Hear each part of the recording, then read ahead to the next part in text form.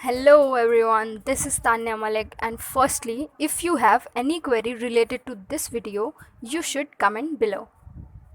In today's video, we gonna study about the first chapter of NCERT class 11th, The Living World. आज हम The Living World के बारे में पढ़ेंगे. The Living World का मतलब है, living का मतलब होता है जीवित और वर्ल्ड का मतलब होता है दुनिया. तो आज हम एक जीवित दुनिया के बारे में पढ़ेंगे कि इस दुनिया में जितनी भी जीवित चीज़ें हैं उन्हें कैसे क्लासिफाई किया गया है, उनका क्या बेसिक है.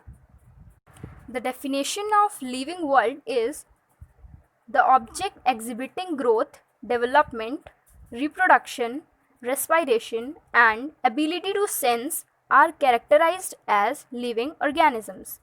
This amazing diversity is called living world. इसका मतलब है कि जिन भी चीज़ों में ग्रोथ हो रही है, उनका डेवलपमेंट हो रहा है, वो बढ़ रहे हैं, उनका रिप्रोडक्शन हो रहा है, यानी उनमें जनन हो रहा है, वो रेस्पायर कर रहे हैं, वो सांस ले रहे हैं, और उनमें किसी भी चीज़ को महसूस करने की क्षमता है, उन्हें हम लिविंग ऑर्गेनिज्म कहेंगे. और इसी लिविंग ऑर्गेनिज्म की बड़ी संख्या को हम लिविंग वर्ल्ड कहते हैं. अब हम पढ़ेंगे features of living world.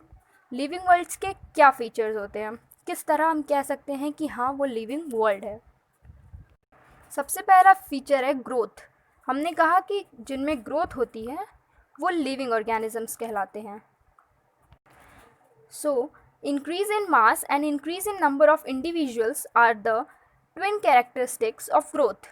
Mountains and sand mounds do grow. So growth cannot be taken as a defining property of living organism. इनका कहना है कि कोई भी चीज़ जो अपने मास में यानी कि वेट में या फिर नंबर में बढ़ रही है, ये दोनों कैरेक्टरिस्टिक्स ग्रोथ की है. मगर ये क्या, माउंटेन्स यानी कि पहाड़, सैंड माउंट्स, ये भी ग्रो करते हैं, पर ये लिविंग तो नहीं है, इसलिए हम ग्रोथ को एक डिफाइनिंग प्रॉपर्टी नहीं कह सकते. अगली प्रॉपर्टी है reproduction. There are many organism which do not reproduce, hence reproduction also can not be defining property of living organism. क्योंकि रिप्रोडक्शन हर एक इंडिविजुअल जो लिविंग है वो नहीं करता, तो हम रिप्रोडक्शन को भी लिविंग ऑर्गेनिज्म की डिफाइनिंग प्रॉपर्टी नहीं कह सकते. अगली प्रॉपर्टी है metabolism. All organism is made up of chemicals. हर कोई केमिकल्स के बने हुए हैं. There are thousands of metabolic activities occur in human body. एक ह्यूमन बॉडी में हज़ारों प्रकार के मेटाबॉलिक एक्टिविटीज़ होती रहती हैं. बहुत सारे केमिकल्स हमारी बॉडी में प्रेजेंट होते हैं. Therefore, metabolism is the defining property of living organism. तो हम मेटाबॉलिज्म को एक डिफाइनिंग प्रॉपर्टी कह सकते हैं. अगली है सेल्फ कॉन्शियसनेस.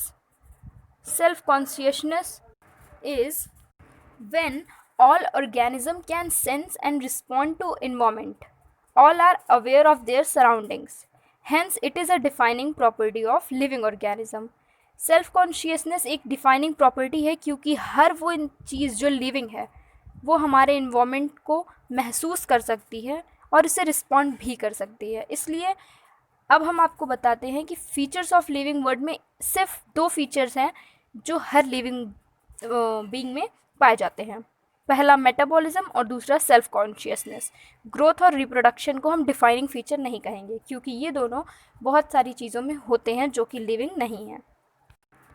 अगला है diversity in the living world. The number of species that are known range between 1.7 to 1.8 million.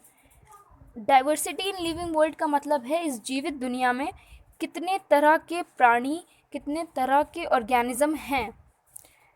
तो 1.7 से 1.8 मिलियन लोग इस धरती पे हैं जो कि लिविंग हैं. अब कुछ टॉपिक्स को समझ लेते हैं. First is nomenclature. नॉमेनक्लेचर क्या होता है?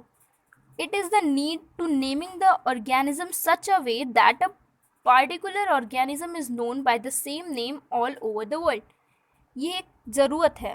नॉमेनक्लेचर एक ज़रूरत है कि हम हर ऑर्गेनिज्म को एक अलग अलग नाम दे दें ताकि हम उसे ऑल ओवर वर्ल्ड में हम उसे एक ही नाम से जानें.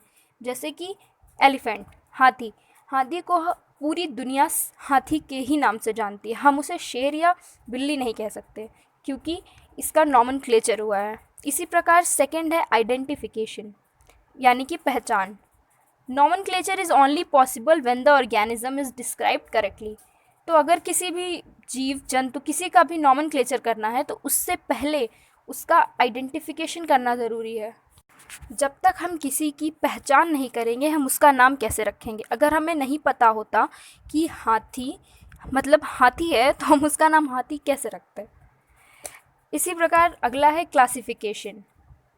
It is the process by which anything is grouped into categories based on their character. Classification एक ऐसा प्रोसेस है जिसमें हम किसी भी प्राणी के कैरेक्टर्स, वो कैसे बिहेव करता है, कैसा दिख रहा है, उसके हिसाब से उसे कैटेगराइज करते हैं अलग अलग ग्रुप में। अगला है एनाटॉमी। एनाटॉमी क्या होता है? हमने बहुत जगह एनाटॉमी वर्ड सुना होगा, ज़्यादातर मेडिकल फील्ड में हमने एनाटॉमी वर्ड सुना है।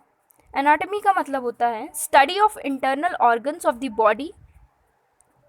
हमारी ह्यूमन बॉडी में जितने भी इंटरनल ऑर्गन्स हैं, जैसे हम कह सकते हैं लीवर, किडनी, हार्ट, ये सारी चीज़ों की स्टडी को हम एनाटॉमी कहते हैं।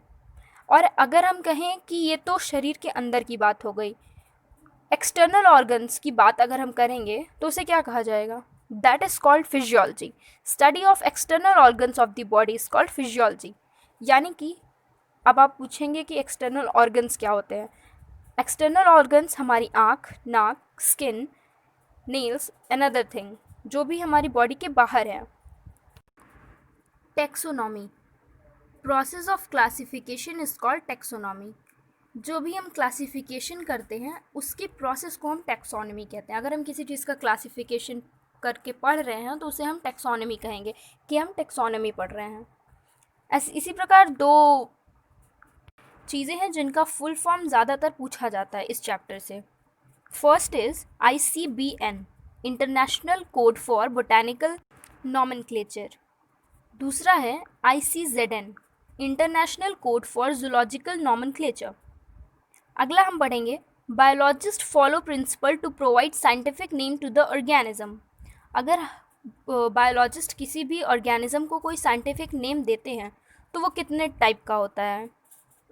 तो बोला गया है ईच नेम हैज़ 2 कंपोनेंट्स। जो भी नाम किसी को देंगे उसके 2 कंपोनेंट्स होंगे, एक जेनेरिक नेम, एक स्पेसिफिक नेम, जिसे हम जीनस और स्पीसीज़ कहते हैं। आगे चल के हम इसके बारे में पढ़ेंगे।